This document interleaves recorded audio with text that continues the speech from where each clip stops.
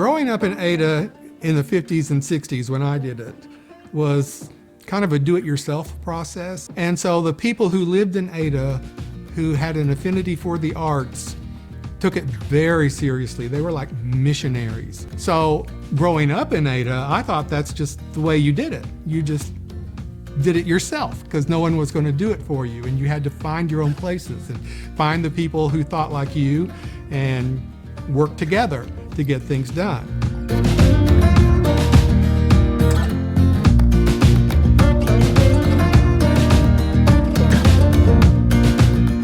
The 9th Street Players got its name from the fact that a bunch of us lived on 9th Street, in the 900 block of 9th Street. We were all college students at the time.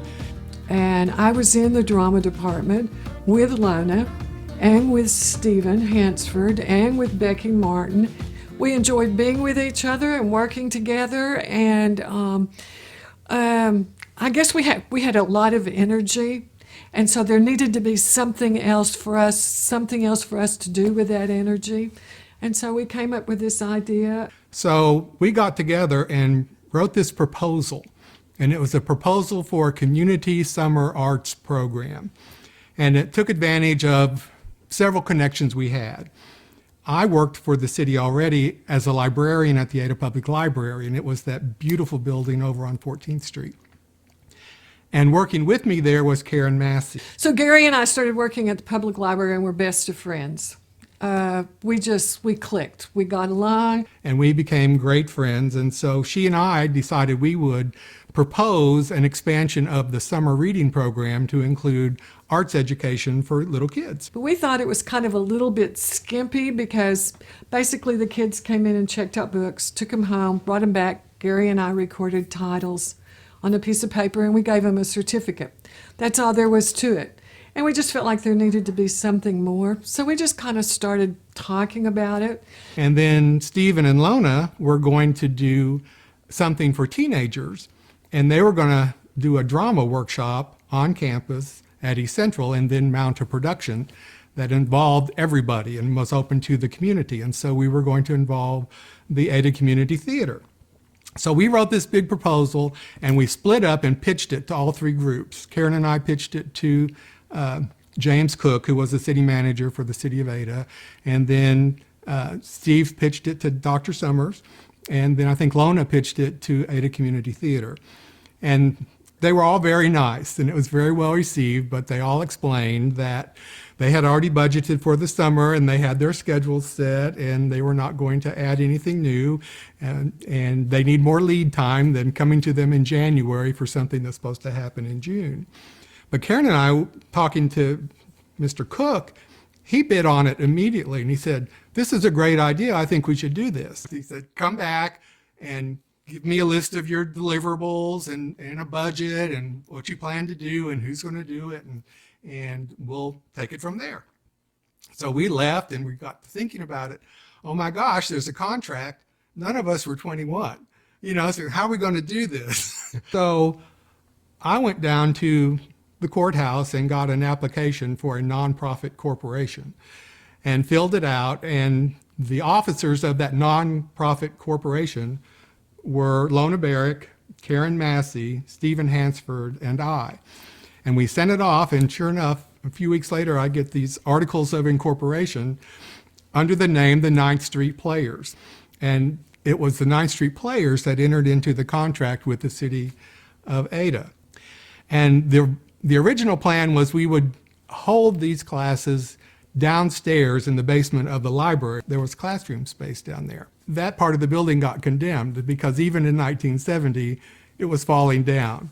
Well, in the meantime, Karen Massey graduated. And I had already been hired by Ada High School to be their librarian for the fall. So suddenly we had an in with the school system. So we went to the school superintendent and said, "We've got this contract with the city to do this summer arts program for children. We need a place to do it. Can you help us out?" He said, "Let's put you in the auditorium at Hayes Elementary School because we're going to tear that building down and you can't do any harm to it." So we had a place to do it, and we had a budget. So of that original proposal, the only part that came through was the children's summer arts program. And the first year we did just the elementary children. We had 2 sessions. We thought, oh, elementary age, that'll be fine.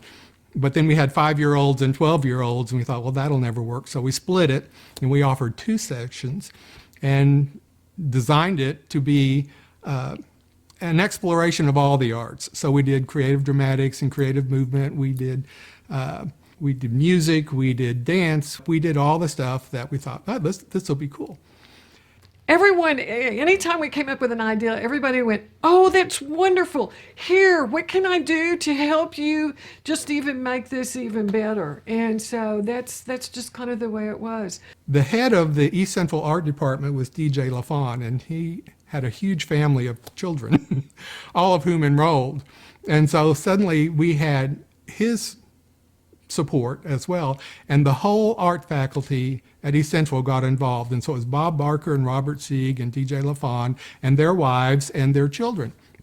It was the art department at East Central that was so incredibly supportive. Now, DJ LaFawn was the chairman of the art department then, and his wife, we were good friends with her because she brought her children to the library every week. And you know, that summer, Mrs. P, Nell P, who taught children's literature at East Central, came in. And they did readers' theater with the kids, and they did some script writing and stuff. And it just grew and grew and grew.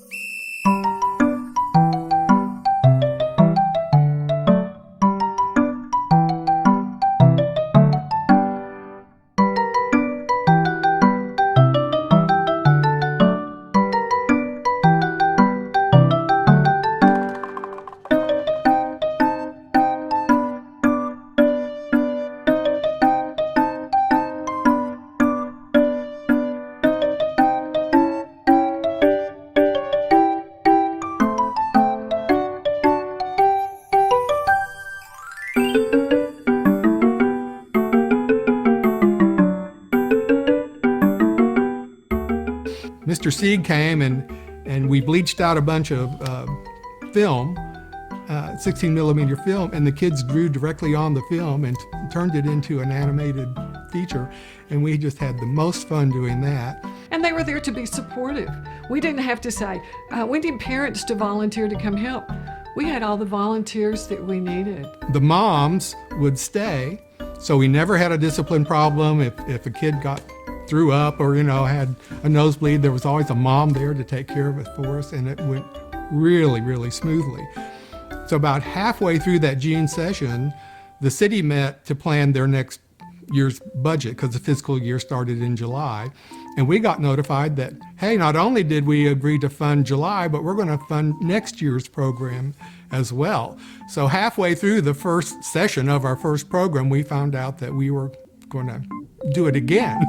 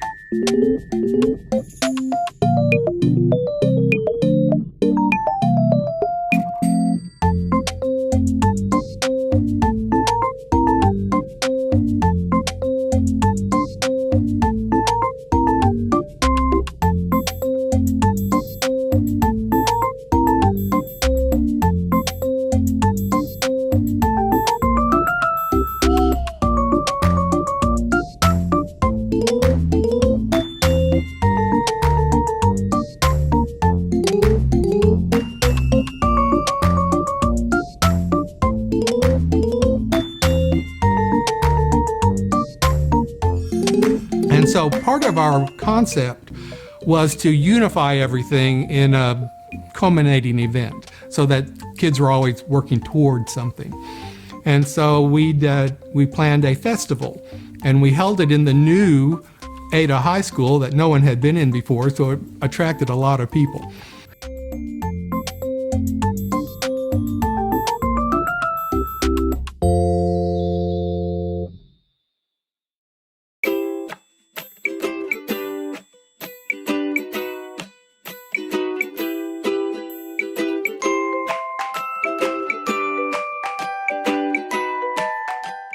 We did kind of an extravaganza art show, and the 9th Street Players put on a play called The King's Cream Puffs.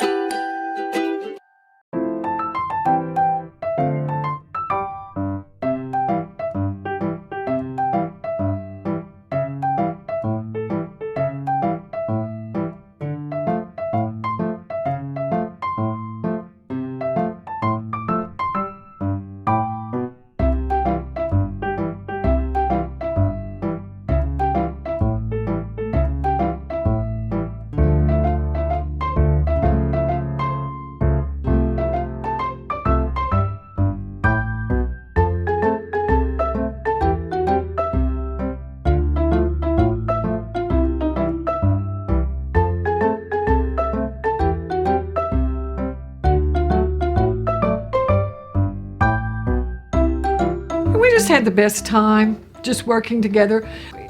It was timing. It was people being together at the right time and the right personalities and the right chemistry. And we just had ideas and everybody said, oh, that's great. Now we need to do this again in July. Well, Hayes was not air conditioned, and it was a typical Oklahoma summer, and we were dying in that big auditorium.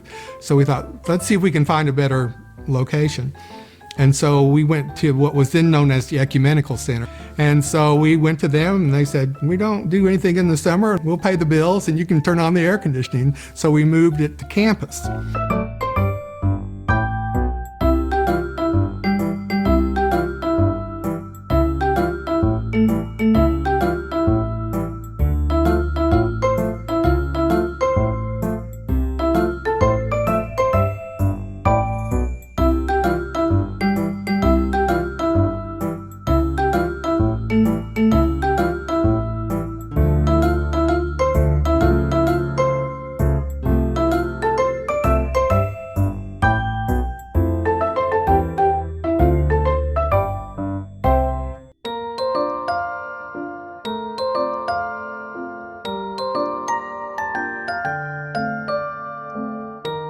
All of these professors came back for a second session, and Joanne Butler, who taught music education for the schools for East Central, would come, and she did several sessions with the kids with music.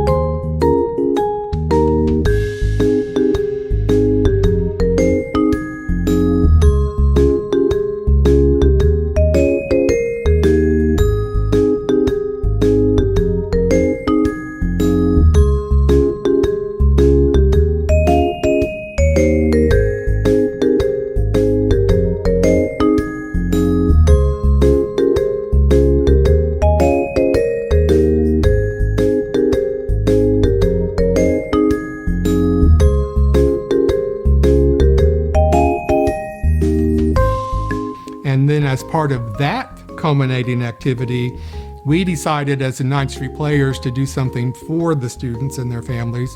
And so we contacted Tams Whitmark, and we were the first cast in Oklahoma to do the musical You're a Good Man, Charlie Brown. So we mounted that musical with just the 9th Street Players to end the first summer arts program.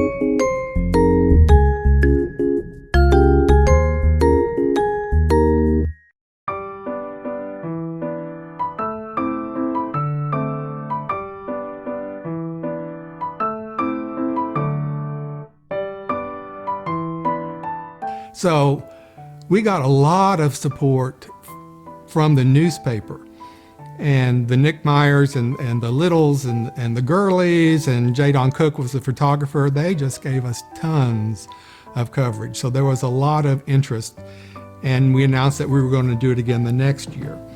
And so we planned a little more during that year. And so the next year was a bigger thing. So the second summer arts program had expanded in ages because we went all the way up through high school, and we met in the junior high.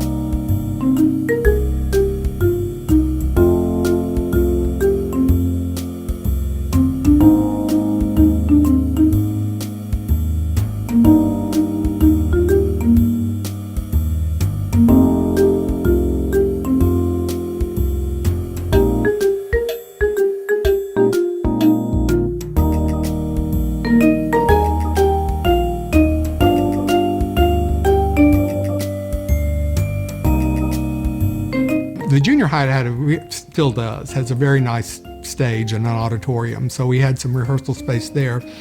And from the very beginning, we knew we were going to end the summer with the musical Oliver. There was a stage down in Wintersmith Park Amphitheater, and the Ada Community Theater had built this the shell around the stage and actually built the stage. So the city agreed to let us use the amphitheater, and they were going to run power down there, and ACT agreed to let us use the shell, but we had to repair it and get it to where it could be used.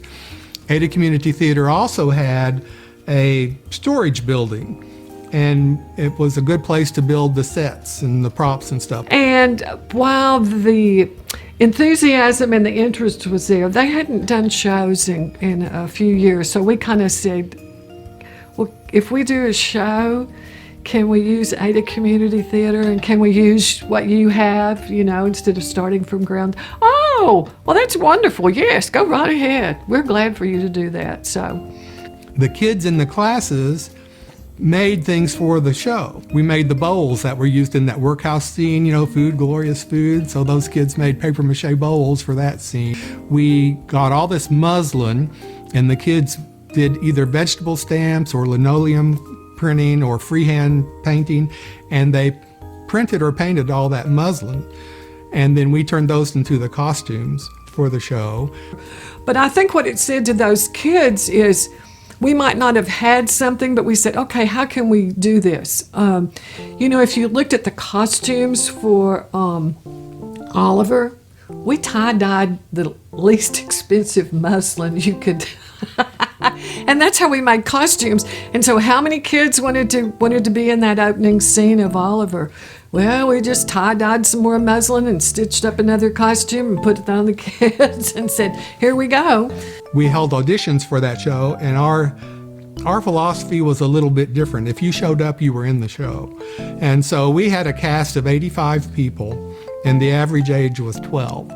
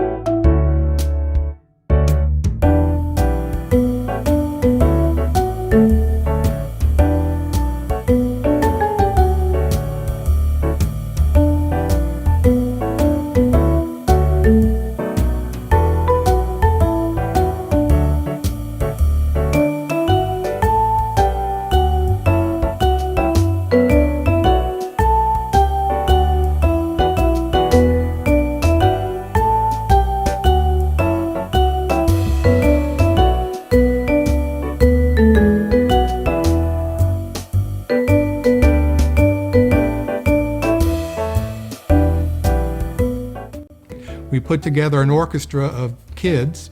Again, it was funded by the city of Ada, and we got a little extra money that year, and we had got a little extra money from the grant from the Oklahoma Arts and Humanities Council, who started soliciting us to keep applying. because they really liked that program that was going on, because it reached so many ages. It was such a community effort. No one was making any money, so it was a cheap program. I think the first year we did the whole thing for $2,500, and the second year we maybe did $4,000.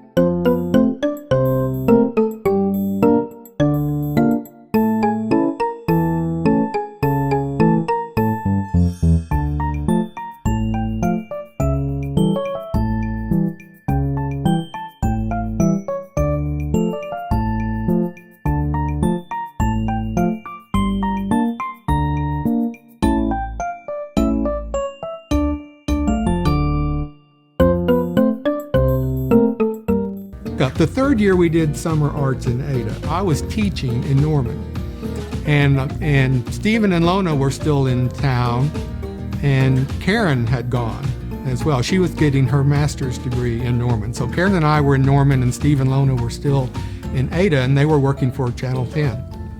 So we designed this different summer arts program, and we got the entire St. Joseph's School campus, including the nuns' quarters.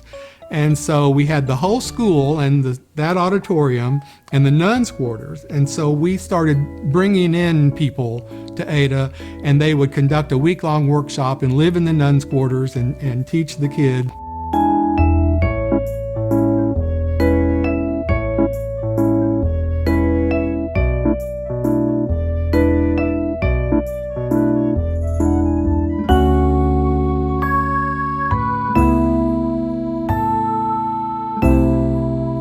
And that was the year we did Camelot. And so we were working on Camelot. All the kids were involved in that. And we were rehearsing it at St. Joseph's, but we did it at the amphitheater.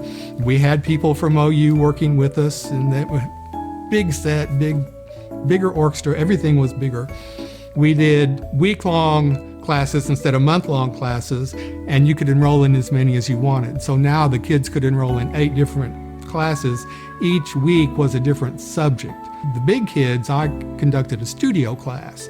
And so it wasn't as much instruction as it was, let's create together. And then we added a community workshop program.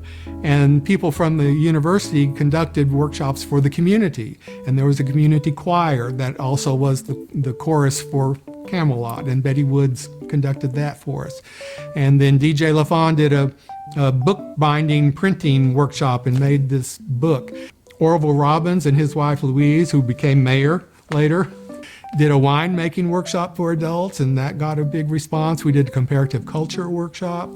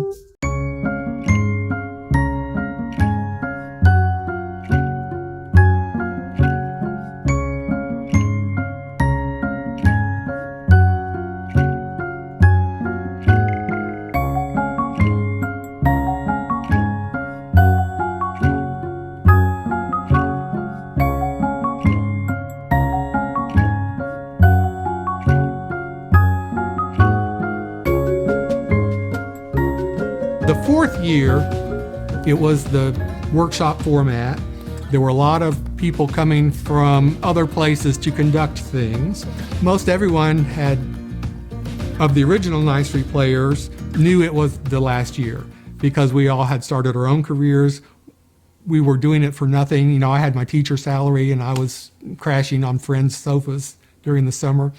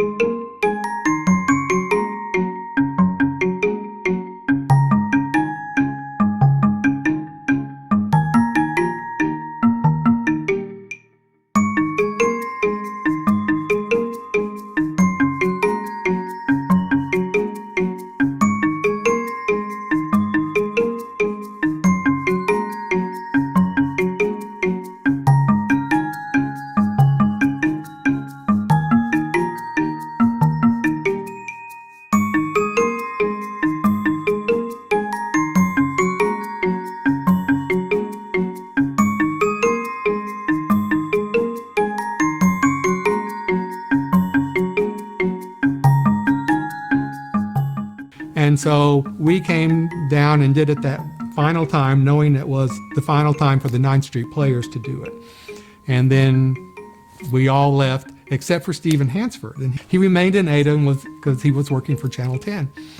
And so they launched this big effort to institutionalize the summer arts program. And they wanted to build a facility that would be a permanent home for summer arts and be the umbrella organization for the Ada Community Theater and community arts education. They wanted it to have rehearsal space, performance space, studio space, classroom space, and office space, all under one roof.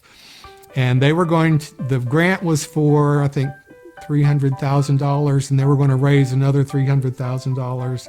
And then the plan was to staff it and get a development officer and started this continual fundraising effort. And so they spent a year designing that and developing that, and we all came back and helped with that a little, and they submitted the grant, and it was not funded. And because that process was going on, no one was doing any planning for summer arts after that. And so the whole thing kind of imploded under the weight of the planned expansion. And so it kind of went away. That 9th Street player experience gave me a lot of self-confidence and courage to continue to provide opportunities for young people to learn. Everything we were doing was worthy. It was worth time. It was worth the energy. It was worth the effort. You saw the end product and you went, wow, that's great. The life I have lived, which I have enjoyed, is most of that enjoyment comes from the fact that it began here in Ada. And the friendships that were forged through the arts in Ada and with the support of the community of Ada and some key individuals who made it their life's mission to make sure I was exposed to what they thought I needed to know and supported in efforts that they thought were worthwhile. I really appreciate that, and it's one of those things you pay forward. One of the ironies of this experience I'm having now is that in the first summer arts program, we sent kids out with movie cameras to talk to the old people at the Spit and Whittle Club about what Ada was like in the 30s and 40s. And so now I'm the old guy talking to you young whippersnappers about what Ada was like in the 50s and 60s. And so you'll be talking to somebody about what Ada was like in the 2000s and 2010s. And so it just perpetuates, sunrise, sunset, it goes on. It was a good experience. I'm very thankful for it. I will always have wonderful memories and good feelings about Ada, even more so because, and I think I probably feel as strongly about Ada as I do because of the 9th Street players, okay? I didn't just go to East Central and graduate and leave, okay? We became so much more involved with the community and what was going on with the community than most college students probably do. But we just thought that's what we were supposed to do.